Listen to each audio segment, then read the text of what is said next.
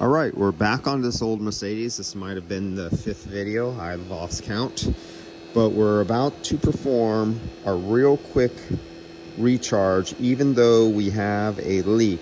I don't care about contaminated refrigerant there because this is only for inspection and testing. And I explained that in the previous videos when I found this leak. So just to show you, I'm going to use this for a teaching method right now of the micron decay test and a very small leak in here. We've seen how much it was bubbling using the bubbles. I used the ultrasonic leak detector. I showed that in the video. So here I am grafting out the vacuum. I'm pulling vacuum right now. The vacuum is open to the high side only. I'm only going through the high side. Low side is left dangling down here in the wind. So let's turn off the vacuum and we're going to watch the vacuum decay with that known little leak that was making bubbles. So let's turn it off. There we go. Our vacuum is now dead and we could see the decay. Now let's watch this for a little while and see what happens here. So it's balancing out. So I drew a vacuum. You have to understand, vacuum, I'm only drawing it on the high side, not on the low side. So there's vacuum on the low side too, and it has to go through that small port and it's stabilizing back out. And so right now it has to stabilize the vacuum from the low side that is separated by a small orifice through the expansion valve.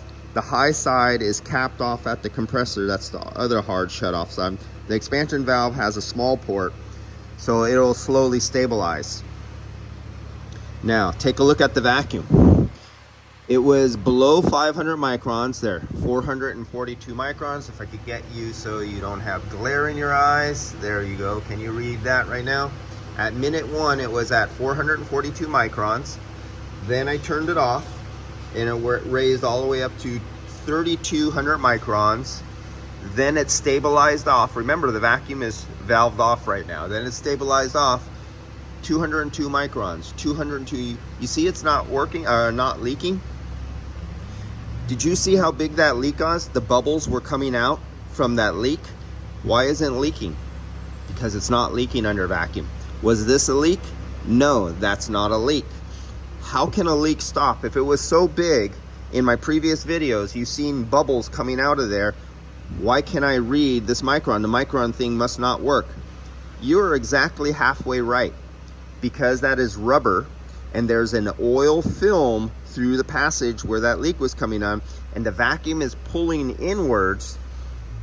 The vacuum has actually pulled a little bit of rubber with the oil film and it closed up that leak tight, and it's not leaking under vacuum. Because remember, from atmospheric pressure at sea level to the inside of my system that's under a vacuum, it cannot be no more than 14.7 psi difference in vacuum. But under pressure, I can easily put 200 psi of pressure in there and have a difference of 200 psi pushing out on the rubber, not have a vacuum that is sucking in that will take the rubber. Imagine my hand as a rubber O-ring, and you have your hand right here. When it's pushing out, it opens up and disforms. But when it's under vacuum, it's pulling the rubber in and you have an oil film and it can actually seal. That is what's going on here right now.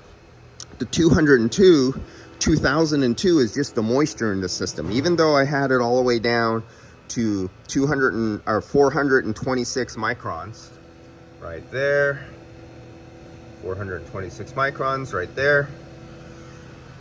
The moisture boils off to stabilize at the temperature and it finds the equilibrium, and that's what's happening right now. Now, if I could totally get rid of that leak, say I put a bunch of silicone on it so it wouldn't have a vacuum leak. It would have a pressure leak, but it wouldn't have a vacuum leak. Then I could keep this on the vacuum overnight and you would see it pull down to maybe 100 microns. And then when I do a vacuum decay test, it might go up to 600 or 700 microns just because the system is so contaminated. But thank God it's mineral oil, and mineral oil does not absorb. It's like 10,000 times less moisture mineral oil from this old R12 system can absorb compared to nowadays cars that have POE oil in them. All right, that's enough for now. Let me blast this up with some refrigerant and get it started.